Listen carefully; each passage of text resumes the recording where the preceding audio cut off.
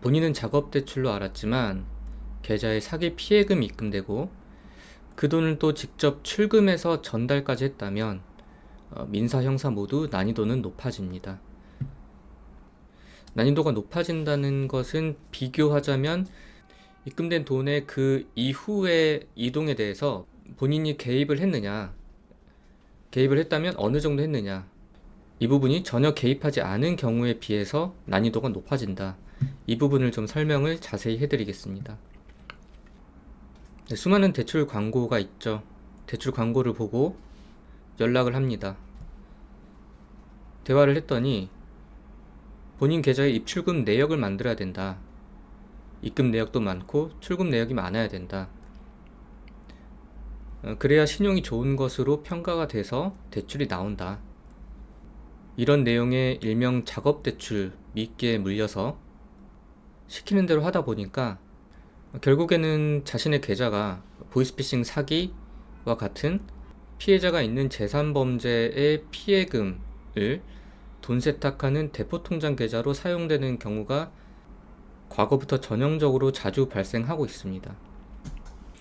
이때 만약에 그 들어온 돈이 일반 사기라든지 기타 재산범죄가 아니라 보이스피싱 사기의 피해금이 들어온 경우에는 특별법에 따라서 본인 계좌가 지급정지됩니다.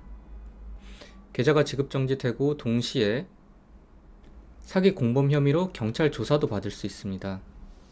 경찰 조사는 내 계좌가 피해금이 이동한 몇 번째 계좌인지에 따라서 다른데 멀어지면 멀어지는 계좌일수록 조사를 안 받을 가능성도 있긴 합니다. 그런데 작업대출로 연루되어서 계좌가 쓰이는 경우는 대부분은 앞쪽 계좌라서 조사를 받는 경우가 많습니다. 이렇게 대출 유형으로 엮여서 계좌가 지급정지되고 동시에 다른 모든 금융사 계좌가 제한이 되면 이것을 해결하기 위해서는 먼저 민사소송을 걸어야만 합니다. 보통 3주에서 4주 정도 후면 소송 중이라는 객관적인 사실만으로 금융거래나 일상생활에 불편함은 없게끔 제한은 어느 정도 종료할 수 있습니다. 그런데 그 이후부터 내가 작업대출로 엮였더라도 내 계좌에 입금된 돈의 출금에 어느 정도 기여를 했느냐에 따라서 해결 난이도가 달라집니다. 내가 만약에 출금의 기여도가 높다, 역할을 좀 했다, 이러면 민사소송의 그 결과 측면에서 이때 소송은 내가 걸었든 아니면 상대가 걸었든, 상대가 걸 수도 있죠.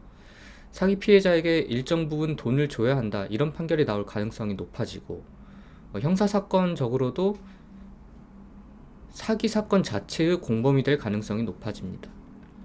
반대로 기여도가 낮다, 역할을 전혀 안 했다 이러면 사기의 공범까지는 되지 않고 단지 계좌를 넘긴 것 자체를 처벌하는 다른 법에 따라서 비교적 가볍게 처벌됩니다. 다시 돌아가서 내가 출금에 기여를 했고 역할을 했다면 민사와 형사가 서로 영향을 주고받기 때문에 형사적으로 사기 공범으로 기소가 되고 유죄 판결까지 받는다면 민사에서도 일정 부분 내가 피해자한테 돈을 줘야 된다라는 판결이 나오게 됩니다.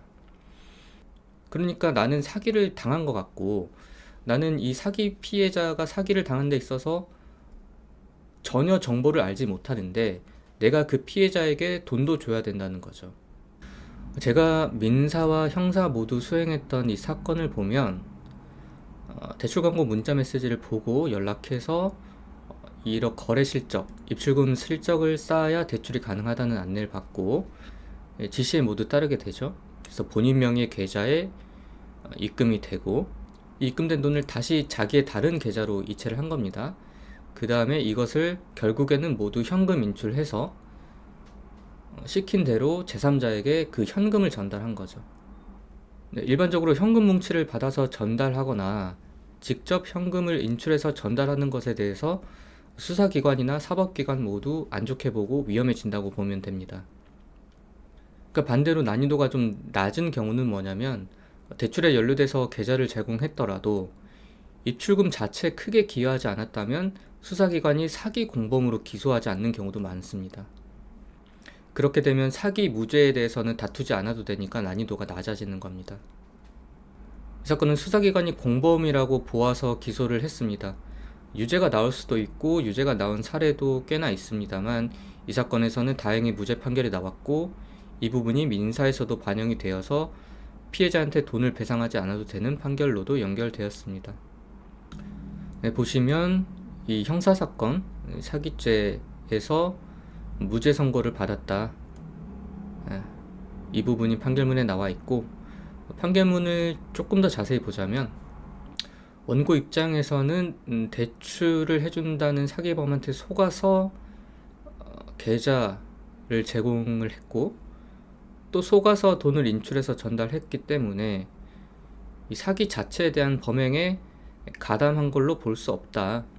그리고 그 돈을 본인이 받은 걸로 볼 수 없다.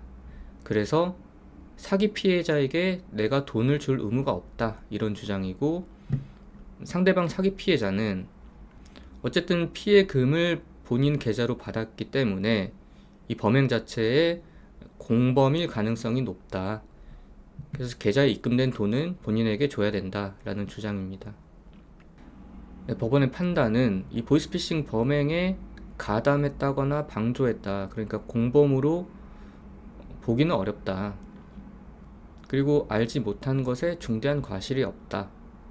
이런 이유로 피해자에게 돈을 줄 의무까지는 없다라고 판단을 한 것인데 이 경우는 이제 다행스러운 경우이고 만약에 형사사건에서 유죄가 나왔다면 일정 부분 돈을 지급하라는 판결이 나올 가능성이 있다.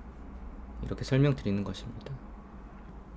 그래서 다시 한번 설명드리자면 대출을 미끼로 내 계좌가 대포통장 계좌로 쓰였는데 내가 출금에 관여를 많이 했다. 이런 경우라면 신체적으로도 금전적으로도 큰 손해가 있을 수 있는 위험한 경우다. 난이도가 높은 경우다. 라는 것입니다. 예시를 들어 설명하자면 대출로 엮여서 계좌가 쓰였는데 이 입금된 돈을 지시에 따라서 했지만 상품권을 구입을 해서 전달하거나 직접 본인이 이체를 하거나 현금화해서 전달하거나 현금화한 걸 부통장 입금했다. 이렇게 돈의 이동에 개입을 했다면 난이도가 높은 사건에 연루되었고 그 결과가 치명적일 수 있으니 잘 준비를 해야 합니다.